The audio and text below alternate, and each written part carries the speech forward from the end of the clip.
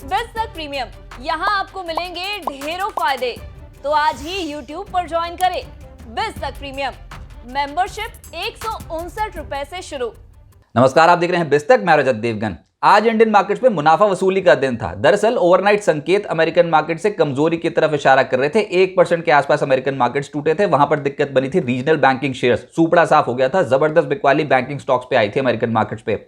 ऊपर से अमेरिका में यूएस फेड ब्याज दरें 0.25% बढ़ा सकता है। आज भारतीय समय अनुसार देर रात यह फैसला आएगा, लेकिन उसके बाद बाजार सुनना चाहेगा कि क्या यहां पर रेट पॉज की अनाउंसमेंट यूएस फेड करता है कि नहीं। तो ये थोड़ा नर्वस करने वाले संकेत थे। आज इंडियन मार्केट्स ओपन हुए 18,113 के लेवल पे, निफ्टी की ओपनिंग, उसके बाद 18,116 तक गए इंट्राडे में, लेकिन टिक नहीं पाए। 18,100 के लेवल के ऊपर टिकने में बहुत दिक्कत आ रही थी। मुनाफा वसूली हो गई 18,042, आज के दिन का लो है। क्लोजिंग आई है 18,089 के स्तर पे। 57 अंक क्लोज टू क्लोज गिरकर बंद हुए हैं। निफ्टी बैंक 43,312 के लेवल पे क्लोज हुआ, 39 पॉइंट्स गवा के, और सेंसेक्स 161 पॉइंट्स की गिरावट के साथ हुआ है बंद। एडवांस डिक्लाइंस 18 शेयर्स हरे निशान में निफ्टी के, 32 शेयर्स लाल निशान में बंद हुए हैं। लेकिन जो चढ़ा, जो संभाले हुए थे, वो थे HUL, HDFC bank, ITC, Kotak, Asian paints. यहां पर खरीदारी देखने को मिल रही थी। जो गिरावट थी उसमें आप देखिए रिलायंस, पिटा, इसके अलावा एचटीसीएस, एलएनटी, इंफोसिस, एक्सिस बैंक, इनमें दबाव था। तो जबरदस्त मुनाफा वसूली ऊपरी स्तरों पर लार्ज कैप स्टॉक्स में आई। स्पेशली रिलायंस और टीसीएस ने आज मूड बिगाड़ रखा था।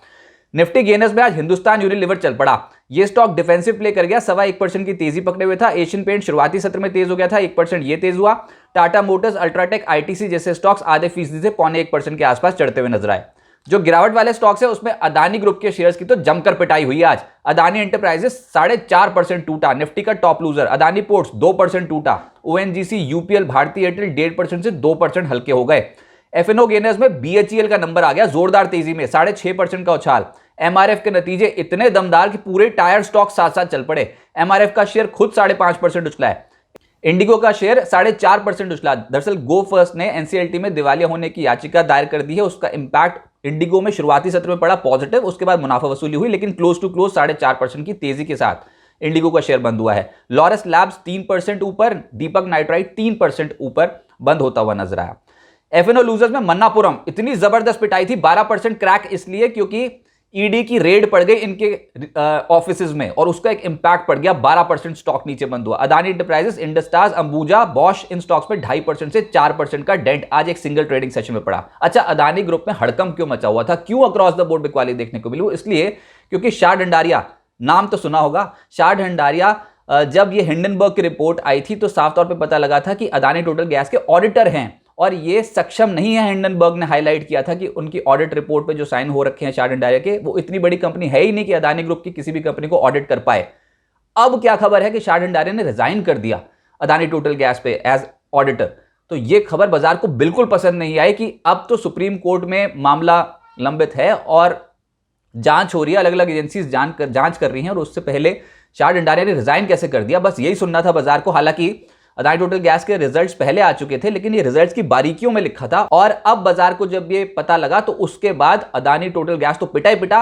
अदानी ग्रुप की सभी कंपनियों में आज का सत्र में मुनाफा वसूली देखने को मिली। अदानी एंटरप्राइजेस 4.5% टूटा, अदानी पोर्ट्स लगभग 2% टूटा, अंबुजा सीमेंट 3% टूटा, एसीसी 1% से ज्यादा टूटा, अदानी विल्मर 4.5% गया नीचे, अदानी पार 2.25% टूटा, अदानी टोटल गैस का शेयर खुद 3.5% टूटा है, अदानी ग्रीन 3% से ज्यादा टूट गया। अदानी ट्रांसमिशन, एनडीटीवी जैसे स्टॉक्स में भी गिरावट देखने को मिली। और ऊपर से अदानी एंटरप्राइजेस के नतीजे हैं कल। शाह ढंडारिया वहां पर भी ऑडिटर है, अगर उन्होंने वहां से भी इस्तीफे की बात कर दी तो उसके बाद तो आप समझो कि हड़कंप मचेगा अदानी ग्रुप स्टॉक्स में। अच्छा, रीजन क्या दिया गया है कि काम बहुत ज्यादा है, तो अभी फिलहाल अदानी ग्रुप में वो एज एन ऑडिटर नहीं काम कर सकते। तो ये रीजन बाजार को पसंद नहीं आया। आईटी स्टॉक्स में आज के सत्र में बैंड बजा, प्रॉफिट बुकिंग देखने को मिली। एलएनटी टेक्नोलॉजी सर्विसेज 2% हल्का हो गया। एलटीआईएम, परसिस्टेंट, टेक महिंद्रा जैसे स्टॉक 1% से 1.5% टूटे हैं। टीसीएस 1% नीचे, इंफोसिस 0.1% नीचे। इसके अलावा विप्रो, एचसीएल टेक 1% के आसपास टूटते हुए नजर आए। तो लार्ज कैप, मिड कैप सब पिटे। मेटल्स में हिंडाल्को 1% नीचे, नाल्को, वेदांता 1% नीचे, JSPL, APL, Apollo, Tata steel जैसे स्टॉक्स हल्के हो गए। आज जो बिकवाली दिख रही थी वो थी पीएसयू बैंकिंग स्पेस में। आज टिक नहीं रहे थे ऊपरी स्तरों पर, मुनाफा वसूली तगड़ी दिखाई दे रही थी, क्योंकि गो फर्स्ट में अब जो गो फर्स्ट को जो कर्ज बांट रखा है बैंकों ने, अब बाजार उसको भी फैक्टर इन करने की कोशिश करेगा कि अगर वो दिवालिया हो गए गो फर्स्ट एयरलाइन, तो उसके बाद तो फिर सरकारी बैंक्स की बैंड बजनी लगभग तय थी। तो पीएसबी 8% टूटा है, UCO bank, central bank, IOB, bank of Baroda, bank of India, SBI, तमाम स्टॉक्स आज के सत्र में ढेर हो गए। एसबीआई का स्टॉक खुद 1% नीचे बंद हुआ है। फाइनेंशियल्स में ICICI Pru, PFC, SBI Life 1% से 2% हल्के हुए हैं। इसके अलावा Axis Bank, Bajaj Finance, HDFC Life, ये तमाम स्टॉक्स आज नेगेटिव ट्रेड हो रहे थे। एक सेक्टर जो चढ़ा था वो था टायर। एमआरएफ के नतीजे इतने दमदार लगे बाजार को कि साथ साथ चढ़ गया सीएट 8% ऊपर, जेके टायर 7% ऊपर बंद हुआ, एमआरएफ 5.5% चढ़ गया, अपोलो टायर्स 2.5% की तेजी पकड़े हुए था। एफएमसीजी एक और तबका था जहां पर डिफेंसिव प्ले हो गया, खरीदारी हो गई। Godrej consumer, HUL, Varun beverages जैसे स्टॉक्स में 1% से 2% चढ़े हैं। मैकडॉवल, कोलगेट, आईटीसी आधे फीसदी से 1% चढ़ा है। डाबर, नेस्ले जैसे स्टॉक्स आधे फीसदी चढ़े हैं। फार्मा में आज नंबर आया लॉरस लैब्स का, कुछ चुनिंदा स्टॉक्स में खरीदारी थी, लॉरस लैब्स सबसे तेज चढ़ रहा था। ये निचले स्रोत से पलटा है, बहुत नेगेटिव ट्रेंड है, लेकिन इतना ज्यादा नेगेटिव हो गया कि इससे ज्यादा क्या टूटेगा बाजार ने सोचा और निचले स्रोत से हो गई खरीदारी। Glaxo, Zydus life, Pfizer, Abbott, Davis आधे फीसदी से 1% के आसपास चढ़ते हुए नजर आए। रियल्टी में ब्रिगेड, ओबरॉय रियल्टी, डीएलएफ 1% से 2.25% के आसपास चढ़े हैं। महिंद्रा लाइफ स्पेसेस, प्रेस्टीज जैसे स्टॉक्स में हल्की खरीदारी होती हुई नजर आई, लेकिन इसी स्पेस में Phoenix limited, IB real estate जैसे स्टॉक्स पिटे। मिड कैप गेनर्स की सूची फिर से लंबी हो गई। खेल तो मिड कैप में ही हो रहा है, देखो इंडेक्स तो चला नहीं। मिड कैप में आप इंजीनियर्स इंडिया देखो, आज 15% का उछाल। भंसाली इंजीनियरिंग 11% उछल गया। आरवीएनएल तो खैर वन वे ट्रैक पे इसकी रेलगाड़ी चली हुई है, 10% ऊपर था आज। ग्रेविटा 9% चढ़ा है। एचएससीएल लगभग 9% चढ़ा। आईएफसीआई 8% चढ़ा। सतलुज जल विद्युत निगम 8% चढ़ा है। ऑल कार्गो, जेएंडके बैंक 7% से ज्यादा चढ़े। इसके अलावा कोल्टे पाटिल, पीएनबी हाउसिंग और आरएचआईएम 6% से ज्यादा चढ़ते हुए नजर आए। कोल्टे पाटिल में एक बड़ा ब्लॉक हुआ, एक डील हुई, उसका एक इंपैक्ट देखने को मिला। इसके अलावा मिड कैप लूजर्स में आज डिशमिन कार्बोजन को पाएंगे आप 8% नीचे। अच्छा, बॉम्बे बर्मा की होल्डिंग है गोफर्स में, तो आप ये समझो कि ये स्टॉक तो गया 6% आज के सत्र में डेंट पड़ गया। और जिंदल 100 5% टूटा है। Mirza international, Pricol, HCC, Maharashtra scooters 3% से 5% के आसपास लुढ़कते हुए नजर आए। अब आगे क्या होगा? कल है वीकली एक्सपायरी, तो ऑप्शन राइटर्स तो डोमिनेट कर ही रहे हैं मार्केट पे, लेकिन अब बहुत स्ट्रॉन्ग स्टेज के बाद, बहुत समय बाद हमने देखा है कि प्रीवियस डे लो के नीचे की क्लोजिंग आज निफ्टी ने दिखा दी है।